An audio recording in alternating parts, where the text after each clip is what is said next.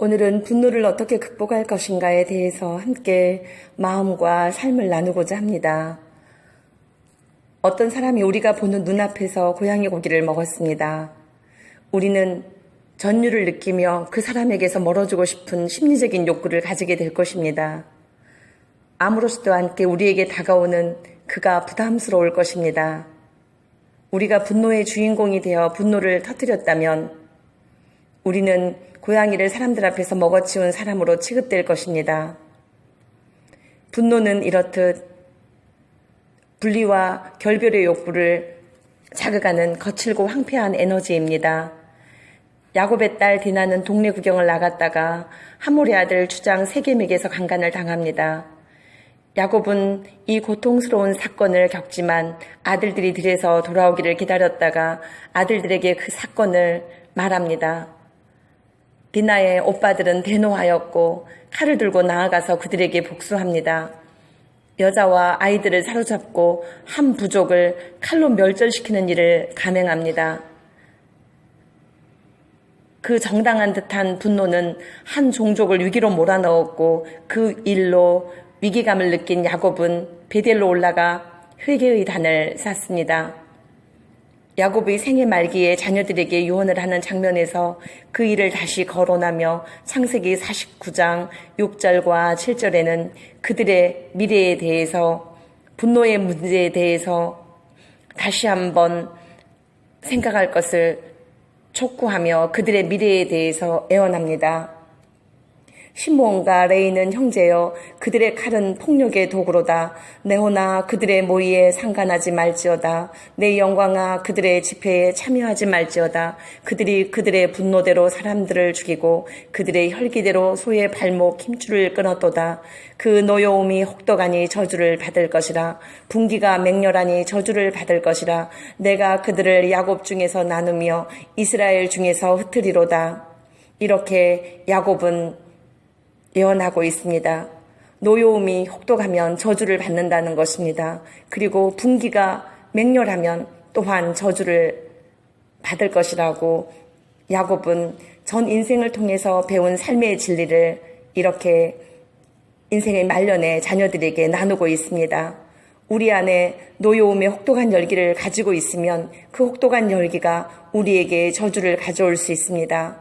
분노는 사람들 사이에서 서로 분리되고 나누어지는 열매로 드러나고 사람을 죽이는 열매로 드러납니다. 그래서 야곱은 자기의 영광이 아들들의 분노에 의해 가려짐을 알고 그들의 집회에 참여하지 말지어다라고 말하고 있습니다. 마태복음 5장 21절과 22절에는 옛 사람에게 말한 바 살인하지 말라 누구든지 살인하면 심판을 받게 되리라 하였다는 것을 너희가 들었으나 나는 너희에게 이르노니 형제에게 노하는 자마다 심판을 받게 된다고 기록하고 있습니다. 모든 인간이 죄인이기 때문에 우리는 도처에 부당하고 정의롭지 못하고 인격적이지 못하고 우리를 무시하는 일들이 터지는 것들을 우리가 목격하며 살아갑니다. 우리는 그럴 때마다 그 순간마다 화를 내고 살 수는 없으므로 우리는 내부에 크고 작은 분노의 에너지를 안고 살아가고 있습니다. 아무도 미워하지 않는다 할지라도 우리도 모르는 사이에 무의식 속에 상처가 되었던 일을 분노의 에너지로 축적하고 있을지도 모를 일입니다. 분노는 도발적인 에너지라서 나로부터 발원되는 분노는 우리들의 이웃들에게, 우리들의 자녀들에게 변형된 분노의 에너지로 저장되고 그들의 삶을 왜곡시키고 억울하게 하는 에너지로 축적되어 그들의 삶까지 엉망으로 만들어버리는 지진의 열기 같은 에너지원입니다. 이 같은 분노의 문제는 크리스찬의 성숙을 가로막는 중요한 요소입니다. 관계와 관계를 파괴하고 사람을 죽이는 생명을 위협하는 에너지로 작동합니다. 분노가 죄다는 가장 단적인 이해는 우리가 분노할 때 반드시 수치감이 따라온다는 것입니다. 죄는 죄책과 부끄러움을 유발하지요. 분노 후에도 만약에 수치감을 느끼지 못한다면 그것은 양심이 멍들었으며 양심을 합류하는 일을 수차례 했다는 증거이기도 합니다. 우리는 이 분노의 문제를 뛰어넘기 위해 우선 기도하고 말씀 보고 상담하고 자기의 내면을 들여다보고 심연을 청소하기도 합니다. 그러나 A라는 사건이나 대상에 대해 이제 분노의 문제를 극복했다 할지라도 B라는 사건이 발생하거나 B라는 대상이 바뀌면 또 분노는 생길 수 있는 것입니다. 분노의 문제는 그리 만만한 영적 전쟁이 아닙니다. 그러나 죄와 싸우며 거룩함을 사무치도록 사모하는 사람들은 그 누구도 분노의 문제에 대하여 자유할 수 없을 것입니다. 그리고 실패의 상처도 가득할 것입니다. 우리는 어떻게 하면 나와 내 주변의 모든 사람들을 고통으로 몰아넣는 분노의 문제를 극복할 수 있을까요? 다양한 방법들의 권면을 들었을 것입니다. 심호흡을 하라고 권하기도 하고 내적 주의를 하라고 하기도 하고 또한 침묵을 하라고 권하기도 하고 긍정적인 말로 극복하라고 권면을 받기도 했습니다. 그러나 우리는 철저하게 실패해 왔습니다. 이 절망을 어떻게 해결하고 계십니까? 과연 분노를 극복하기가 우리에겐 불가능할까요? 그 비법을 함께 나누도록 하겠습니다. 나와 여러분은 이제 분노와 싸워 반드시 평화로 열매 맺으며 승리할 것입니다. 그러한 꿈을 꾸며 우리가 나아가기를 원합니다. 그 비법을 적용했을 때 우리 모두가 한결나은 진보를 이룬다면 얼마나 좋겠습니까? 분노의 문제를 극복하기를 사무치도록 원했던 성결의 사람들은 어떤 비법으로 승리를 이루었을까요? 정말로 사람들 앞에서 고양이 고기를 먹는 부끄러운 일을 그만두기를 원하십니까? 정말로 원하시면 우리는 반드시 이룰 수 있을 것입니다. 그 비법은 단 하나입니다. 사람들 앞에서 치욕을 구하십시오. 사람들 앞에서 치욕을 당하기로 결심하는 순간 위대한 진보가 있을 것입니다. 이것은 저만의 비법이 아니라 수도사들 자신의 내면을 평생 들여다보며 영혼을 정화시키고 그리스도와의 일치를 구했던 수도사들의 분노 극복 방법이기도 합니다. 왜 이 방법이 효과가 있는지 증명해 보이겠습니다. 분노의 극치의 시간은 동물의 시간입니다. 이성은 간대없고 지성도 영성도 힘을 못 쓰는 시간, 동물의 시간, 본능의 시간에 분노는 폭발하며 온갖 폭력이 난무하는 동물의 시간입니다. 언어폭력은 물론이거니와 신체폭력, 물건폭력, 다양한 폭력이 일어날 수 있는 짐승의 시간입니다. 이 짐승의 시간에 부모들이 자녀들을 살해하고 남편이 아내를 살해하며 동료가 동료를 살해하는 동물의 시간으로 재편되었습니다. 이 짐승의 시간에 쏟아지는 에너지는 악마의 에너지이고 열기이며 온갖 악의 열매가 내외적으로 맺힐 수 있는 악마의 시간입니다. 너무 끔찍하게 묘사를 한다고 생각하십니까? 주님은 말씀하십니다. 형제를 바보라고 부르는 자마다 감옥에 들어가고 형제를 미워하는 것이 곧 살인하는 것이라고 말입니다. 그 짐승의 시간에 우리는 듣습니다. 우리를 비방하는 소리, 우리를 무시하는 소리, 우리의 진심을 몰라주는 소리, 욕하는 소리, 그 소리를 들으면 우리는 더욱더 자극을 받아 폭발하며 우리도 동물의 시간에 편입됩니다. 바로 그때 치욕을 구하십시오. 내가 그런 무시를 당해도 된다고 생각하십시오. 내가 그런 욕하는 소리를 들어도 할 말이 없는 죄인이라고 인정하십시오. 심지어 어린아이에게서 조롱을 받는다 할지라도 치욕을 받기로 작정하십시오. 그 순간에 우리는 십자가로 승리하는 순간이 올 것이고 또한 치욕을 선취함으로써 동물이 되는 것을 면하는 시간이 되는 것입니다. 그리고 그 치욕을 선취하는 자리에 그리스도와 뜨겁게 만나는 성화의 자리가 될 것입니다. 우리가 그 분노의 시간, 동물의 시간이 부끄러운 것은 피해자로 설 때보다 가해자로 우리가 선다는 것입니다. 우리가 무력하게 무너지는 것은 우리가 가해자일 때입니다.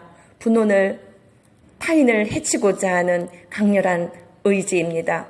부모나 자식에게 그리고 가족을 해하고자 하는 사람은 아무도 없을 것입니다. 그러나 분노는 그 내면에 그런 내용을 저장한 파일입니다. 타인을 해치고자 하는 의지인 것입니다. 그리고 우리는 끝내 우리가 사랑하는 것들을 해치고야 맙니다. 다시 정리를 하겠습니다. 분노에 터뜨리는 죄악에서 해방되기를 원하십니까? 진심으로 그 죄에서 자유하기를 원하십니까? 그 비법은 여기에 있습니다. 첫째는 정말로 분노를 터뜨리는 죄를 짓지 않으려는 강력하고도 지속적인 의지를 가지는 것입니다. 둘째는 사람들 앞에서 치욕을 구하는 것입니다. 두 가지가 우리를 카인의 분노의 자리에서 모면하게 해줄 것이고 또한 온유한 자가 땅을 차지하는 복을 누리게 할 것입니다. 마음의 영토들이 내 영토가 될 것입니다. 가족의 심연의 영토까지 들어가는 것이 허용될 것입니다. 진정으로 온유함을 획득한다면 이웃의 심연의 땅까지 다다를 것입니다. 평화로 말입니다. 동물의 시간에 이 하나의 언어를 목숨처럼 붙드십시오. 치욕, 치욕, 치욕을 구하십시오. 그 자리를 승리의 자리로 만들 것입니다. 우리가 분노로부터 자유하게만 된다면 그까지 치욕쯤은 우리가 견딜 수 있다고 우리가 작정합시다. 그렇게 해서 반드시 분노의 문제를 극복하고 나와 타인을 멸망으로 몰아넣는 악한 에너지로 몰아넣는 분노로부터 저희가 자유를 구하며 함께 전진해 나아갑시다. 승리의 깃발이 나붓기는 마음의 언덕에서 우리들의 가족과 평화의 노래를 부릅시다. 우리들의 이웃과 평화의 새 노래를 부릅시다. 마지막으로 분노의 문제를 다룰 때 중요하고도 특별한 이슈를 다뤄야 할 것 같습니다. 처음엔 피해자로 감당하기 힘든 분노의 대상이 되었을 때 우리는 이내 우리의 삶의 상황에서 가해자로 전환됩니다. 인격적인 굴욕감, 모욕감을 겪고 부당한 대우를 받았는데 왜 우리는 가해자로서 준비될까요? 당한 것도 억울한데 우리가 우리보다 더 약한 약자 앞에서는 가해자의 모습으로 둔갑한다는 것이 말이 됩니까? 그 분노는 우리를 억울케 하며 우리로 하여 비방과 판단의 죄에 물들게 하기도 합니다. 그러나 임상 사례들을 살펴보면 부모의 폭력을 보고 듣고 당한 사람들이 그 폭력을 대물리 받는 사례들을 얼마든지 볼 수 있습니다. 이것을 어떻게 설명할 수 있을까요? 폭력의 학습만으로는 설명하기에는 미흡한 부분이 있습니다. 성경적인 관점에서 죄와 저주의 대물림입니다. 부모의 죄가 3대, 4대까지 영향을 미치는 것이지요. 그리고 그 집안의 문화, 그 집안의 영적인 분위기가 그대로 내려오는 것이지요. 부모의 폭력이 그 분노의 에너지가 자녀들의 분노의 에너지가 되는 것입니다. 언젠가 신문에서 이런 짜투리 글을 읽은 적이 있습니다. 가정에서 아버지가 엄마에게 폭력을 가하면 엄마는 아이들에게 폭력을 가합니다. 또한 아이는 강아지에게 폭력을 가하고 강아지는 깡통에게 분노를 터뜨리며 깡통을 찹니다.